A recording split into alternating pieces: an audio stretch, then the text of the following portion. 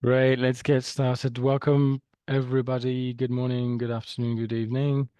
I am Pierre Petit de Pasquale. I'm Standards Director at IRMA, and today I'm very happy to take you through one of the topic or chapter that is covered in the IRMA Standard for Responsible Mining.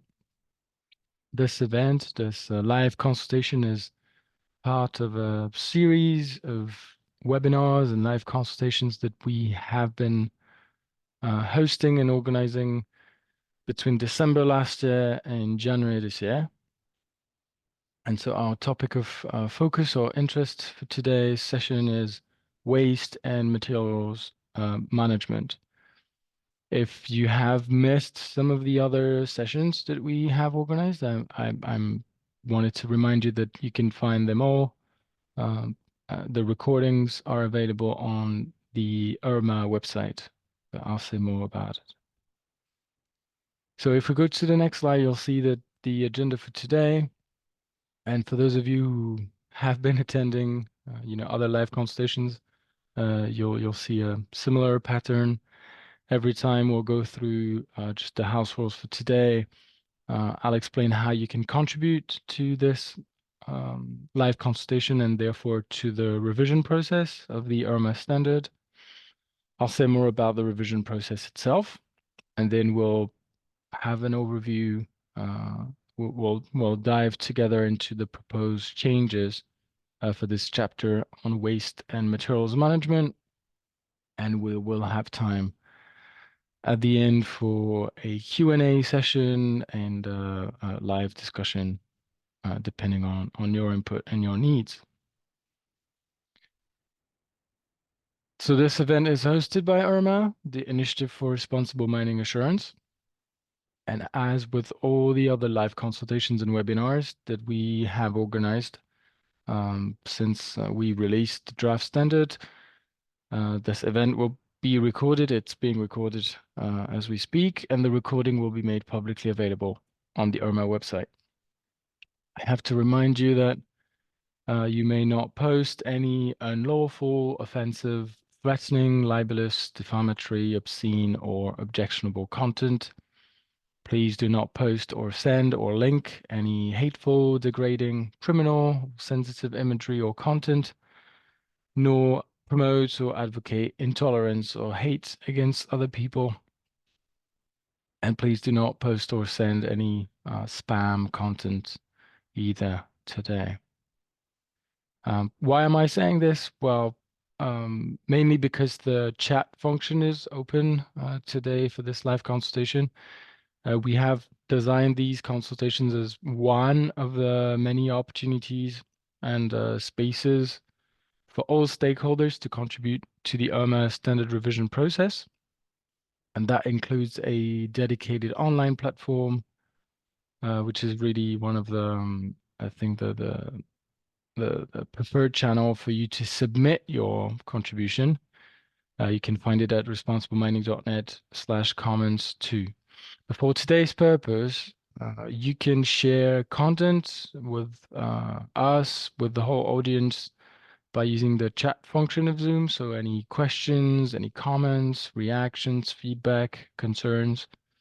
If you use the chat, be reminded that you cannot use it in an anonymous way, so your name will be visible. Unlike the Q&A function, which is the other feature of Zoom that you can use today to contribute. So the icon is located at the bottom of your screen, or sometimes in the top right corner if you're on a smartphone. And here again, you can use this Q&A function to submit directly to IRMA any comment, suggestion, feedback, question, concern, or recommendation on this particular chapter on waste and materials management, but also on the IRMA standard more generally, and also on the IRMA system as a whole. With the Q&A, you can decide to submit content in an anonymous way. There's an option that reads send anonymously before you press send, and you can simply tick it. And what I wanted to say, also emphasize here today, is that all the content that you will be sharing with us, and if you already had a chance to look at the draft standard, if you already have questions or recommendations or feedback, again, on the whole IRMA standard or just on this chapter, please start using the chat and the Q&A at any time. So everything you share with us will be saved, will be considered by my team as part of the standard revision process. So equally as all other contributions and communication channels open for the revision process. So very important. This revision process itself, I've mentioned it now a few times. If we go to the next slide, I'll tell you that IRMA has been conducting or going through a comprehensive revision of its standards. Um, you may know that the IRMA Standard for Responsible Mining was published in 2018. So it's been 5 years now. And so conducting a comprehensive revision of the IRMA standard allows us to ensure our system and our standards remain accountable to all stakeholders, in particular our six houses that do seat on our board. It's an opportunity for us to make sure the standard remains up to date. It's also an opportunity for us to add clarity and do our best to make the standard clearer, more accessible, also more auditable, building on all the learning and the experiences from the IRMA audits that have taken place. I'll say just a bit more about it in a later slide. It's also a wonderful opportunity for us to add consistency, in particular between the chapters and the sections of the standards that are similar. And so while adding consistency between the chapters, also revising and making sure that we do embed good management systems practice and sort of standard and sound management approach in practical terms. And it's also an opportunity for us to fill gaps. So any environmental, social, governance issues where, for example, the IRMA standard may have fallen behind over the last 5 years, we want to make sure we identify them and we fill these gaps. It's also a very important moment for IRMA and for all of you as we are evolving and we are evolving the standard to address more and to address key phases of the mineral supply chain. So building on the 2018 IRMA standard, the one that is, officially in place and in force, that only looks at mining per se, so mineral exploitation.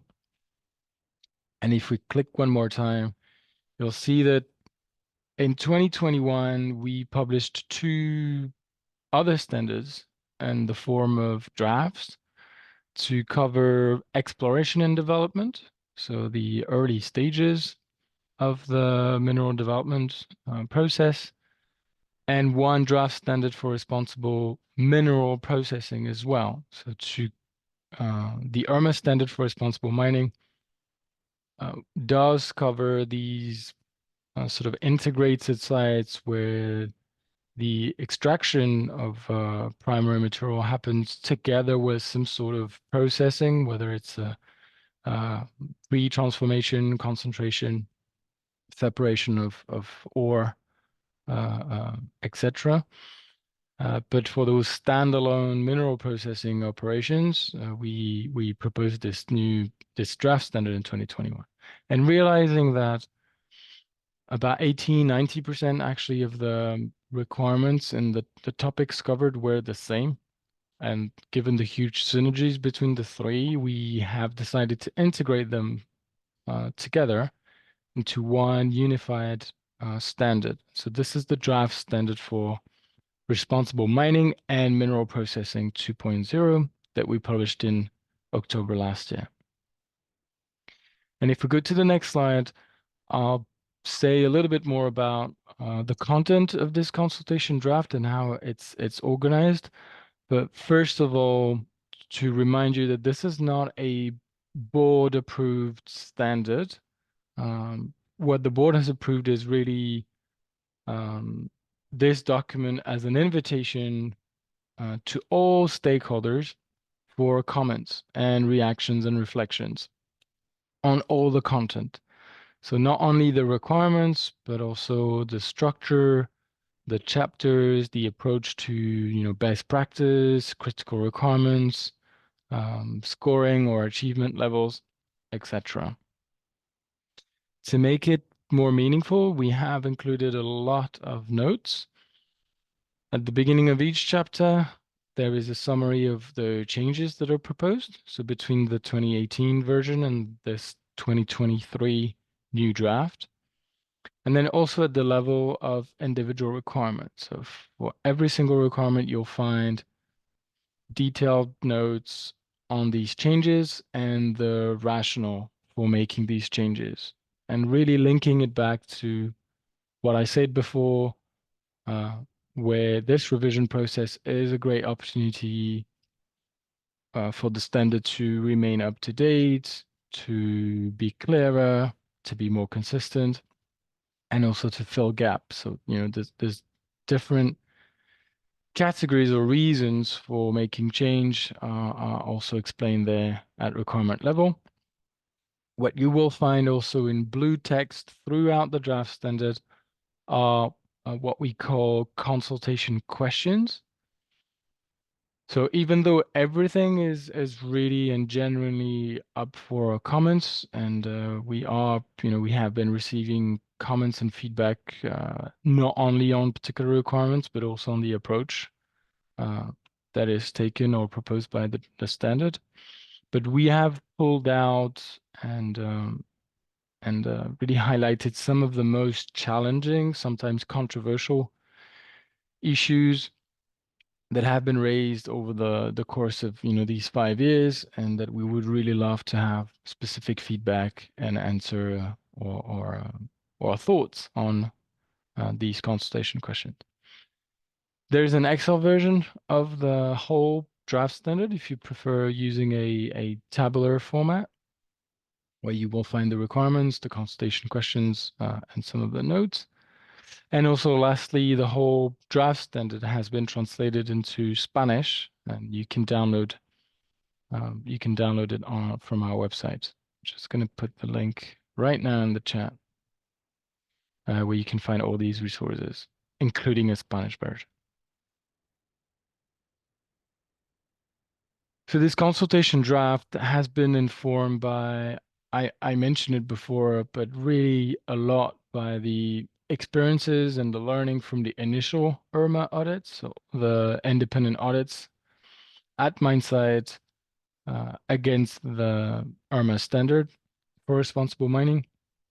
So you would have seen that we have already published 4 public audit reports, but we have I think 16 more that are ongoing, with a number of them that are being finalized right now as we speak. Some of them are planned for publication very, very soon in the coming days or weeks, actually.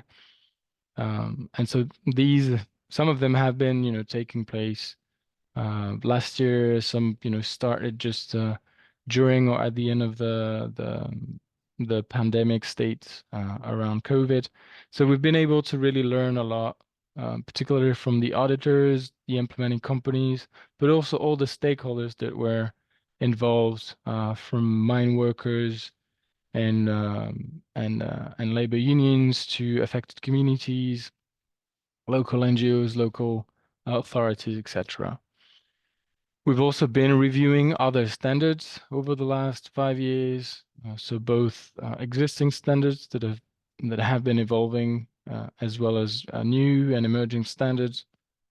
We've reviewed and looked at how the society's expectations and best practice have been evolving as well.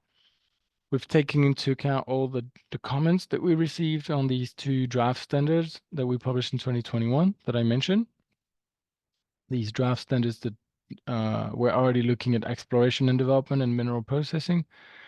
So to be able to consolidate them and strengthen them and improve them into this one integrated draft standard, we've really taken them into consideration. And obviously all our ongoing stakeholder activities and the work of our expert working groups on a number of topics we're taking into account as well.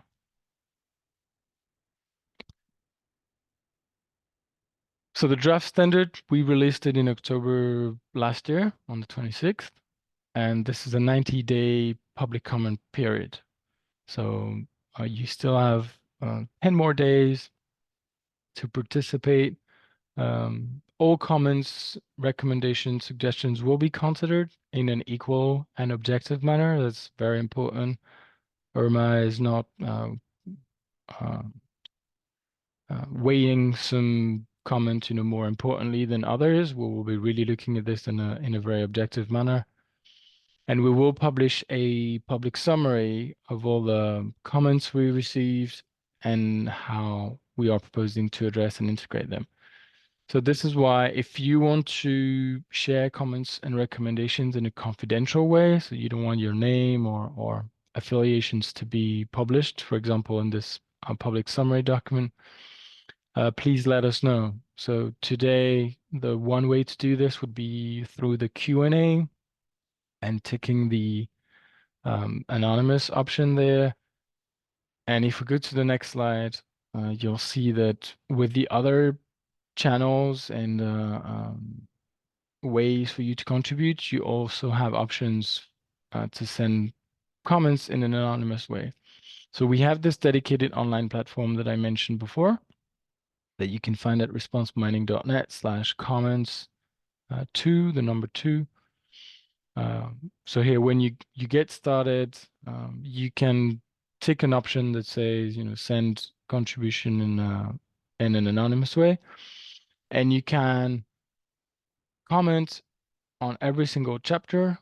You can browse all the individual requirements. You'll find all the consultation questions as well. So if you want to really center your contribution to some particular elements, this should be very easy to do with the platform. And there's also a section that you can use for sending more general or high-level comments on the standard. If we go to the next slide, when it comes to more traditional communication channels, we have an email address that is set up. It's comments@responsibleminding.net. So please, you can also use this email to send your contribution directly, or you can use a WhatsApp line or our physical address. And so here in that case, if you want to tell us or inform us that your comments or recommendations should be treated anonymously, simply indicate it in your email or text message or in the letter that you'll be sending.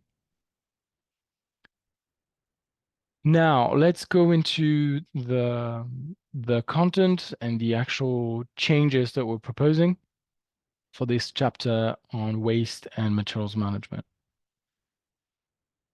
If we go to the next slide, you'll see that the objectives of this chapter remain pretty much the same as they are in the 2018 standard for responsible mining. The only difference being that in the 2018 standard, we talk about managing materials and wastes. And here, the intent is really to ensure that companies not only manage, but more in detail, transport, handle, store, treat, and dispose of materials and wastes in a manner that protects worker and community health and safety and the environment. Now, because this draft standard doesn't look only at mining, but also exploration, project development, and mining and mineral processing, this chapter, as with pretty much all chapters, is applicable to all exploration, mining, and mineral processing projects and operations. But of course, not all requirements will be relevant in all cases, all contexts, situations, development stage. We'll say a bit more about it later on. What is very important, I think the one thing, probably the most important takeaway or thing that you need to uh, understand for this chapter is that IRMA is proposing a new approach to this chapter. In the 2018 mining standards, as it currently stands, there is a chapter on waste and materials management, but it very, very strongly focuses on mine waste. So that includes tailings, waste rock, spent ore from heap leaches, and all the waste that can be generated during the mineral processing on site. But there is really little attention paid to other waste and other material. So all the chemicals that are used in the processing, so the input chemicals, also the chemical constituents of brines, other substances like fuels, explosives that could be used or manufactured on site, are largely overlooked. And there was also little attention paid to other kind of waste, as I just said, not only the mine waste, but also the non-mine waste, which in a case of a large-scale industrial site like a mine or a mineral processing operation or facility, um, they can really be generated in huge volumes. So all these wastes, we'll say more about it, and they can pose certain degrees of hazards and risks to health or to the environment. And this is also largely overlooked in the 2018 mining standard. And so if we go to the next slide, to address the situation, so to fill this gap, be more comprehensive and make sure we don't overlook this potential hazards and therefore potential impacts, we're proposing to separate into two chapters. One is this chapter on waste and materials management, but expanding it really to focus on the management of all the chemicals and all the potential pollutions related to wastes. And again, not only mine waste, but all sorts of other uh, uh, industrial and non-mine waste that can be generated on site. So that's really to focus on the management of the understanding, identification, and management of risks. And we are proposing a new chapter uh, that is called 4.x at the moment, doesn't have a final number, in this new draft standard that is called Management of Physical Stability. Because in the current 2018 standard, under waste and materials management, since it's so focused on mine waste, this is where we have put all together the pollution risk and the characterization of the waste, as well as tailings facilities and all the infrastructure where the mine waste are stored. So here we're proposing to separate the two, to have a dedicated chapter on the infrastructures, the tailings storage facilities, and expanding it also to the physical stability of all the other large infrastructures and facilities that are not necessarily only to store mine waste or tailings or residues.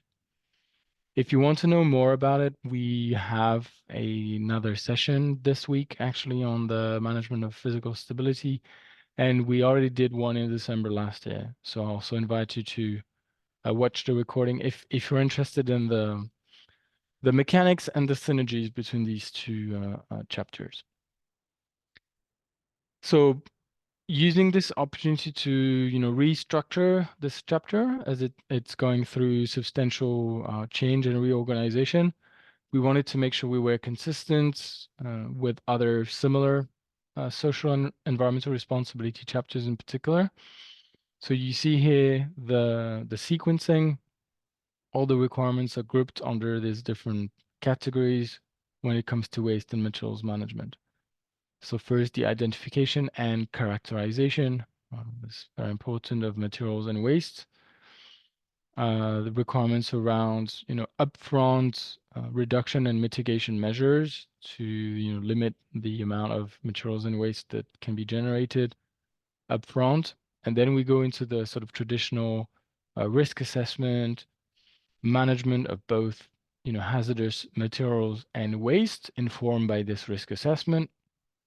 There are some very specific requirements on specific measures for specific materials and waste. We have some requirement around the preparedness and response to spill, and so also drawing on the preparedness and response to emergency situations. The is sort of cross-cutting a number of chapters, but here to focus on spill. And then all the requirements around inspections, monitoring and evaluation, corrective actions, and finally on reporting, internal, external, and disclosure of information. That shouldn't be too, I think, surprising or weird to see this sequence, because this is really something that you will find in this new draft standard, a very, I think, similar structure, even more than it is in the 2018 standard. And we've also been receiving comments on how we could still improve this and make it even more consistent. But it's really one way for IRMA to embed sound and good management systems approach and to operationalize continuous improvement. And so to do this, there are different ways to modelize this and to explain it. But one common and usual chart that one can use is this plan, do, check, act cycle, which is one way to really model and operationalize continuous improvement. And if we click one more time, you'll see that these sort of very logical and virtuous steps are mapped out to these different sections that I explained before. So here you see that all the planning part, which is the first steps, is where you'll find the identification, characterization, and the risk assessment part. That goes into the actual doing part, where the management plans are implemented. There are some specific actions taken to address some specific risks. You also develop the planning and the response plan to spill and emergency situations. Checking and tracking the performance is where the inspections and monitoring and evaluation is happening. And feeding into corrective actions, responsive actions here to continuously improve the management and the risk prevention and the risk mitigation. And finally, if we click one more time, you'll see that, we always have this very strong transparency dimension throughout the IRMA standard, and this is where the reporting and disclosure requirements will fall under. So this is for the sort of structure. When it comes to the scope of application, so I mentioned it up front, but we've really tried to clarify, in particular versus this other chapter that we're proposing, this sort of not completely brand new, but reorganized chapter on the physical stability.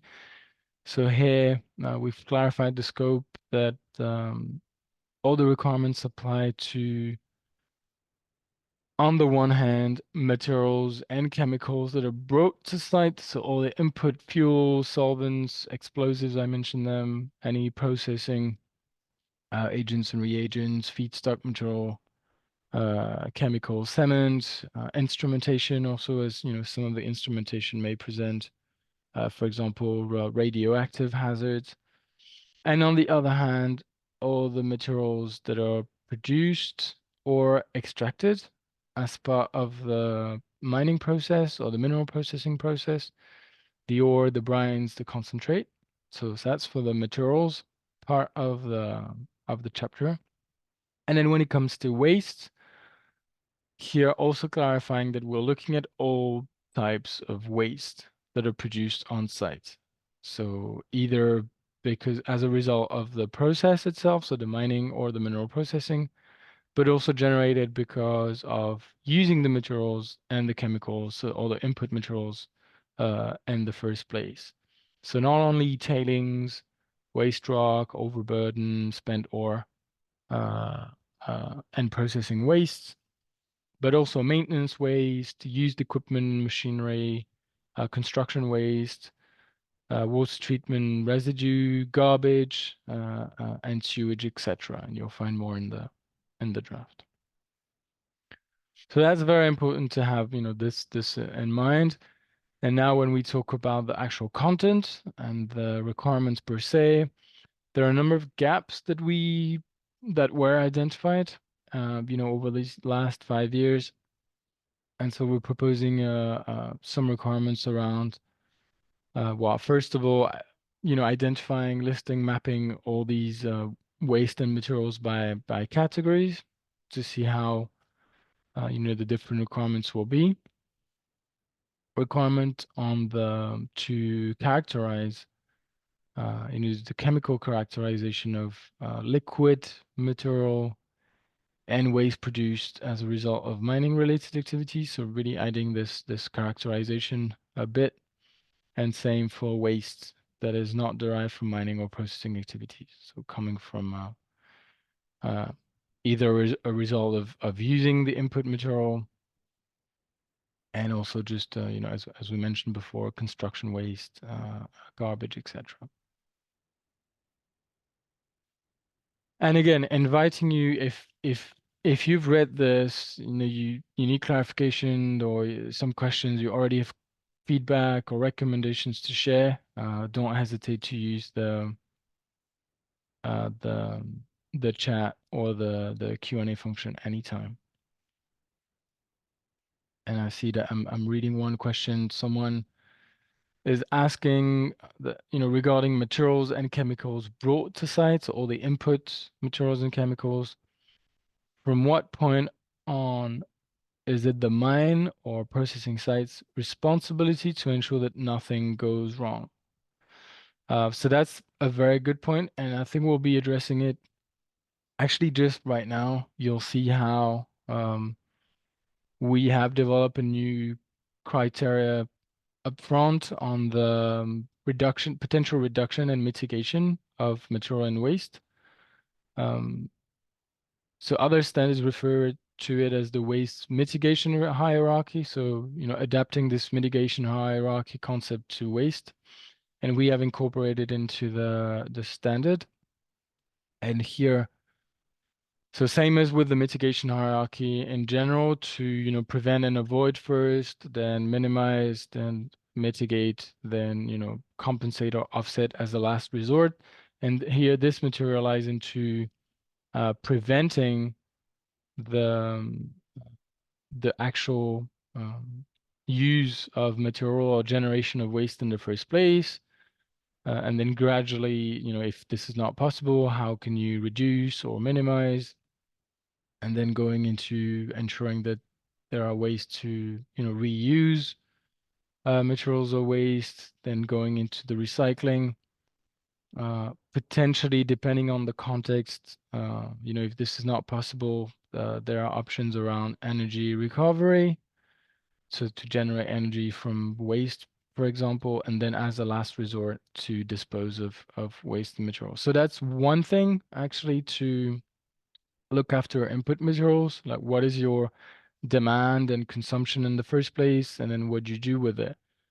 When it comes to the production of these materials and waste in the first place, then this is clearly outside the responsibility of the site in terms of management. So this is maybe what someone could call the sort of scope 3 responsibility. And this is, I think, accounted for when it comes often to, greenhouse gas emission and sort of the environmental footprint of the entire supply chain. But when it comes to managing the risk and impacts, I would say that in the draft standard as it currently reads, it's really limited to what's happening um, on site, or if this is being transported and hauled um, outside the boundaries of the site, then also it would be under the responsibility of the mines and the sites, mineral processing. I think we'll cover a bit more also as we go through other slides. If this wasn't clear, please keep commenting and asking. If we go to the next slide, we are also adding clarity on a number of elements. We are proposing to clarify the requirements around the documentation, identification, mitigation measures related to waste and materials. We are also adding clarity around what it takes to ensure safe storage and transportation. So I think that would also answer some of that question around the sort of boundaries or limits of responsibility for a site that do cover storage and transportation uh, and disposal, depending on how, where, and the context. If we go to the next slide, we have a few more things. Uh, One thing that is important, and I think we've mentioned it in a number of events, webinars, also in the introductory ones that we did back in early November when we just released the draft, that we're proposing to remove the standalone chapters on cyanide management and mercury management. So chapter 4.7 and 4.8 in the current 2018 mining standard, and to integrate them or consolidate them into other environmental responsibility chapters, in particular water, land, and here waste and materials. So the requirements that were linked to hazards, risks around cyanide and mercury as input materials are now integrated into this waste and materials chapter. So you'll find them under 4.1.6, 0.1, and 0.2. I've mentioned it now a couple of times, but we've added new specific requirements on the response to spills with quite a sort of comprehensive cluster of requirements and sub-requirements around planning, training, drill tests, and collaborative design with other stakeholders. And one thing that is important here, which is, I think, fundamental with the IRMA standard, the IRMA standard isn't just a series or a suite of siloed chapters that one needs to look at, one after another completely separately. This is really a holistic and comprehensive tool that I think more and more implementing companies, so companies who have been implementing it and using it now for years, have called a transformational tool. And so that said, because we have, and I mentioned it before, other emergency preparedness and response plans requirements throughout the standard, in particular around community engagement, community health and safety, but also risk to workers. So it's not as if we're creating a need for a new dedicated standalone management plans, testing routine and engagement activities on spill response, because this could also be combined, and I think it's often combined with other prevention measures and or other workplace emergency preparedness and response plans. And sometimes this is even bigger, where um, there are like strong synergies between the management systems and approach for both communities and workers. So also very important to keep that in mind. So the same systems or the same monitoring tools or engagement activities could be used to demonstrate that a site is actually meeting quite a number of requirements, cross-cutting a number of chapters. Very important. That applies to many, many requirements and topics. Now, one more slide on the proposed changes. Here, a number of gaps that we also identified and that we're trying to address while being more consistent throughout the standard. We've added some explanation and requirement around the fact that work can and should be stopped if unsafe conditions are observed and reported when it comes to waste materials related situations. This is aligned with what we've added to the chapter 3.2 on occupational health and safety. We have added a requirement on a policy committing to ensure access to information. This is also aligned with a lot of chapters actually around access to information. And finally, there's one more requirement that we're also proposing to add to ensure that the site is disclosing relevant information on the hazardous properties and the effects of materials and wastes that may pose a risk to communities, workers, or the environment if there would be an incident, and disclose this information to local authorities and emergency services. This is also aligned with other emergency response related indicators or requirements. So again, nothing too, fancy or revolutionary really. Is a lot of it has to do with being consistent and making sure that, sometimes things that were implicit or mentioned in, as pleading practice or in the footnotes are clearly spelled out and explicitly required, and can be audited with enough, details and explanation.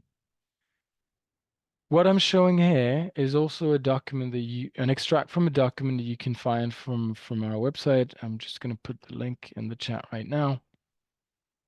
This is an additional piece of guidance, which actually I think should really be considered as part of the draft standard uh, by default. This is also open for public comment at the moment. This is guidance on the applicability of the draft standard to the different phases of the mineral supply chain. So as mentioned in the introduction and a couple of times, the draft standard can be applied to not only mining, but also exploration, development, and standalone mineral processing. And so to help, companies and stakeholders understand how the different requirements can or cannot be applied and what it means for their operations.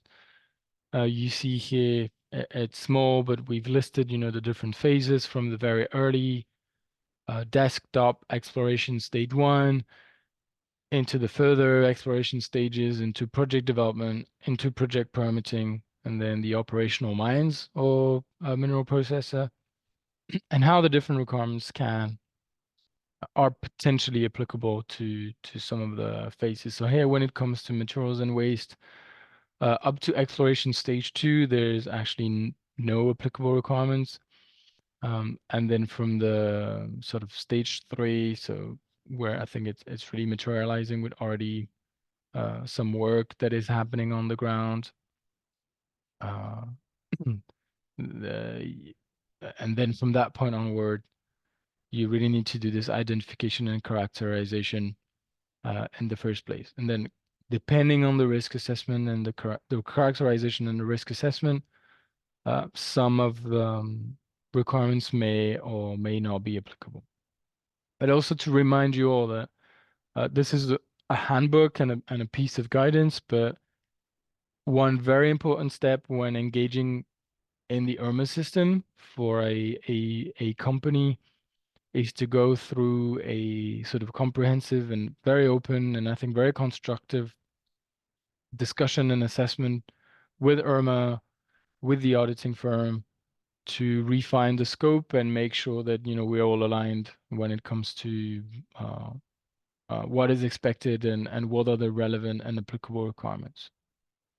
So this document will not, prevent a company to go through this sort of default standard process, but I think it is it's proven to be helpful um, for companies to maneuver.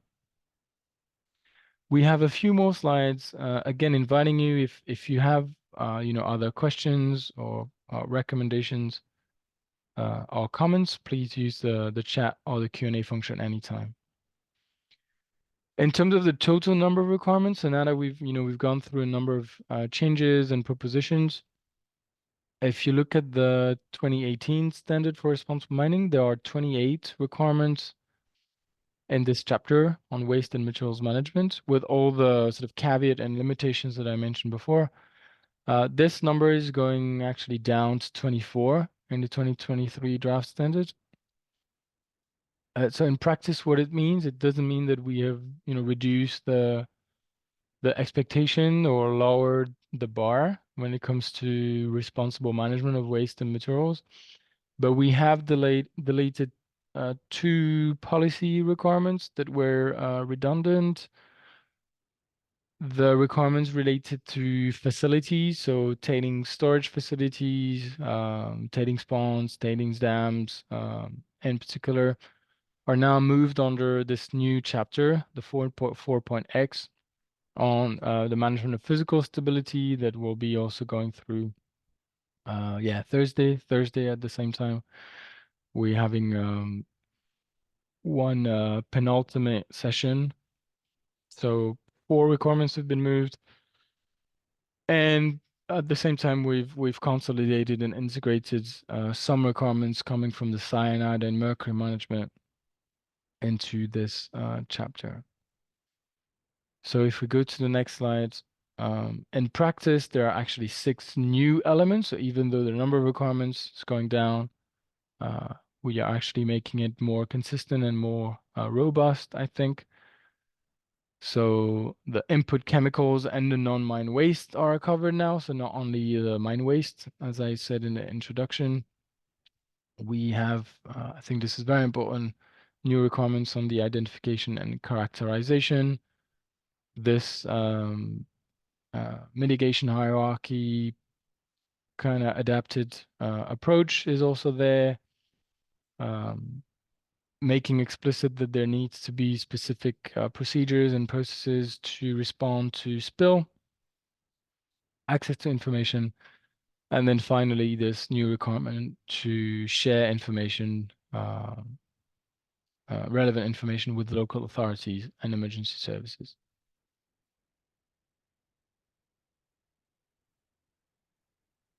I'll pause here for 20 seconds, also see, if there are any, comments or reactions or needs from the audience before going into a selection of consultation questions. So I mentioned it when I presented the structure of the draft, but we have pulled out throughout the draft standard a number of consultation questions, as I said, that are particularly challenging, sometimes controversial. And here I've just extracted a selection to, well, give you an idea of what these consultation questions are if you haven't had a chance yet to read the draft.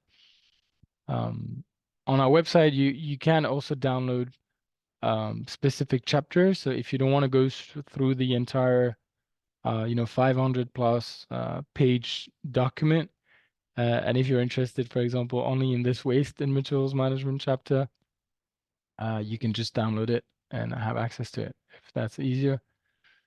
So on the new approach, we clearly have a wider scope now, so expanding from the sort of mine waste only or almost only approach to all sorts of input materials and other non-mine waste. But we think this really adds clarity between the kind of materials that we're talking about.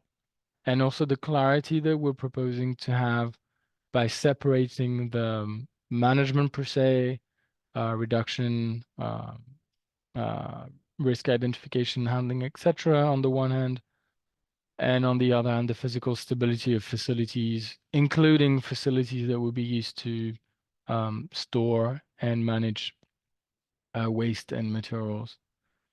But what do you think? Do you think this is the right approach? Do you think this is going to be clearer and easier for everybody to use and implement? So any feedback, opinion, comments, critique, concerns, reflections would be very welcome. If you think this is not a good idea, it would be really great to have your, proposition or recommendations on how to make it better and stronger. And if we go to the next slide, I'll be talking about a couple of, I think, more practical elements that we are also seeking input on in particular. So this mitigation hierarchy adaptation to waste, there's one element that has been slightly controversial, I think, and some people have argued that we should not include it at all, is the energy recovery piece. So do you think that recovering energy from waste is still considered an acceptable practice, given the potential pollution and risk to human health, safety, or environment? Should we include it in the list of waste mitigation hierarchy options or not? And if we click one more time, when we look at some of the initial steps of this mitigation hierarchy approach, preventing, reducing or minimizing, and then reusing and recycling, we are very conscious that circularity opportunities may not exist at every site, depending on the context, the other actors around, the regulations in the jurisdiction, and a number of obstacles or barriers for circularity. But do you think that IRMA should go further to integrate concepts of circularity into this chapter? We are touching on circularity throughout the IRMA standard, but because of this sort of contextual and operational limitations, we don't have many, I think, firm requirements. At least we couldn't come up with, I think, universal requirements on circularity. So again, if any feedback, recommendations, you've read this chapter or you've read the standard and you've thought, wow, look, why is IRMA not proposing requirements on here opportunities to create circularity and foster circularity, let us know. If we go to the next slide regarding non-hazardous waste and materials, we don't have requirements that are related to non-hazardous materials. So any inert construction materials, etc. Where there would be any hazard characterized or identified in the first place. Do you agree with this approach? Do you think we should have requirements for non-hazardous materials, such as, again, inert construction material? And if you think we should, what would you suggest, as appropriate expectations and requirements? And are there particular types of materials that we should look at more in detail because of the potential volumes or just the constituents of these non-hazardous materials, and also potentially the opportunities for a more circularity, I think. So that's one open element. Again, everything is open for comment and discussion, but these I think have been identified as slightly more challenging elements. If we go to the next slide, so this was for non-hazardous materials. Now, when it comes to non-hazardous wastes, so that are generated by the site, um, we have requirements on non-hazardous wastes. Do you think it'd be reasonable to limit the requirement to, manage non-hazardous waste to the one that are most likely to have associated environmental and health risks?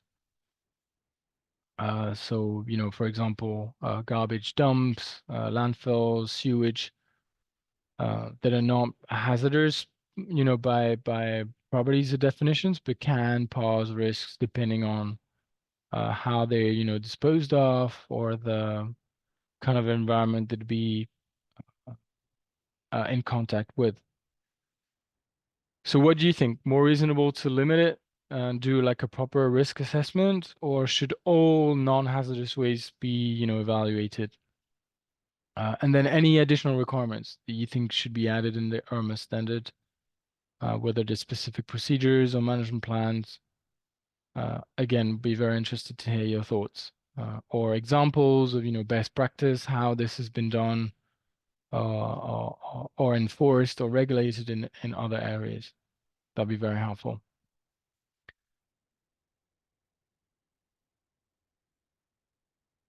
And then finally, regarding inspections, we're proposing annual inspections. Very simple question. Do you think this should occur at a higher frequency, weekly, monthly, quarterly, etc.? And there'll be cases when, entities do send their hazardous wastes. And I guess this is maybe back to this one question that was posed before on the responsibility of companies. So when there is the use of a third party to dispose waste, it is true that, if this is poorly managed and this is not done in a responsible way, an entity would be contributing to potentially to impacts on health, safety, environment, communities. So as part of what I call the sort of scope 3 waste management. And as I said, this is not something that we have strongly integrated in the standard, in the draft standard at the moment. Do you think there should be requirement for upfront due diligence to ensure that, any of these business relations or externalization of disposal, waste disposal, and the facilities that are used by the third parties are well managed, that there are certain standards, certain requirements, and or monitoring of these facilities. So as part of an active due diligence and engagement. So again, here, really hoping to have, comments, suggestions. We have been receiving, and we were, I think, seeing more and more coming. You have 10 more days.